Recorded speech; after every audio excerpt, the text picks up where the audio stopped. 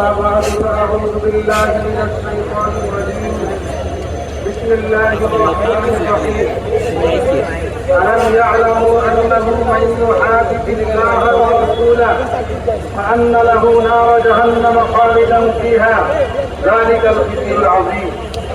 وقال رسول الله صلى الله عليه وسلم من سب نبيا فاقتلوه ومن سب أصحابي فاضربوه أو كما قال عليه الصلاة والسلام.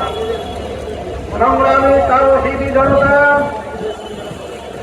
আজকে আমরা এই বৃষ্টিকে উপেক্ষা করে রাজপথে কেন একত্রিত হয়েছে কথা আমাদের সকলের জানা আছে। প্রিয় সংগ্রামী ভাইরা, রাসূল সাল্লাল্লাহু আলাইহি ওয়াসাল্লামের ইজ্জতকে নিয়ে ছিনিমিনি খেলা, এই খেলা আজকে নতুন নয়।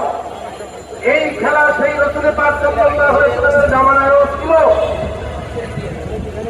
১৫০০ বছরের বিভিন্ন সময়ে ছিল, এখনো আছে, কিয়ামত পর্যন্ত থাকবে। রাসূল পাক সাল্লাল্লাহু আলাইহি ওয়াসাল্লামের জামানায় আল্লাহ নবীর সাহাবায়ে কেরাম এই কটূক্তিকারীদের, গালি-গালাজের, কটাক্ষকারীদের, বিদ্রুপকারীদের বাংলা জবাব দিয়েছেন, সে কথা আমাদের জানা আছে। আল্লাহ রসুলের পর থেকে এই পর্যন্ত যারা যারা আল্লাহ রসুলের চরিত্রকে নিয়ে কলঙ্ক লেপন করার চেষ্টা করেছে, রসুলকে কটাক্ষ করার চেষ্টা করেছে, পূর্তি যুগের উম্মতি মুহাম্মদী সংগ্রামী তাওহীদি জনতা তাদের উচিত জবাব দেওয়ার চেষ্টা করেছে, জবাব দিতে তারা সক্ষম হয়েছে। আমাদের পার্শ্ববর্তী রাষ্ট্র ভারত, এই ভারতের কিছু স্থানীয় মানুষ, পুরোহিত, সংসদ সদস্য বিভিন্ন সময়ে প্রিয় নবীকে কটাক্ষ করে বিভিন্ন মন্তব্য করে আসছে। আমরা বলি, তাতে কি আমার নবীর ইজ্জতের সম্মানের বিন্দু মাত্র হানি হয়েছে? নাকি যারা কটাক্ষ করেছে তাদের জায়গা তারা জাহান্নামের অতল গহ্বরে বাছাই করে নিয়েছে?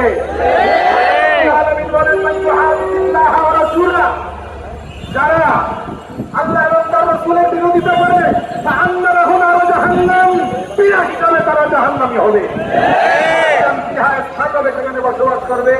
সম্মানিত হাজরিন, সম্মানিত উপস্থিতি, আজকে রামগিরি মহারাজ তাকে সাপোর্ট দিয়েছে একজন ভারতীয় জাতীয় সংসদের সদস্য নীতেশ নারায়ণ রায়, একজন জাতীয় সংসদের সদস্য তাকে সাপোর্ট করে গোটা পৃথিবীর মানুষকে জানান দিয়েছে ভারতের সাধারণ হিন্দুরা শুধু রাসূলের বিরোধী নয়, মুসলমানের বিরোধী নয়, বরং গোটা ভারত সরকার, নরেন্দ্র মোদীর সরকার মুসলমানের বিরোধী। কয়েক মাস আগে এই নরেন্দ্র মোদী মুসলমানের রক্তে নিজের হাতকে রঞ্জিত করেছে। বিগত পতিত সরকার শেখ হাসিনা সরকার এই নির্লজ্জ নরেন্দ্র মোদীকে বাংলাদেশে মেহমান বানিয়ে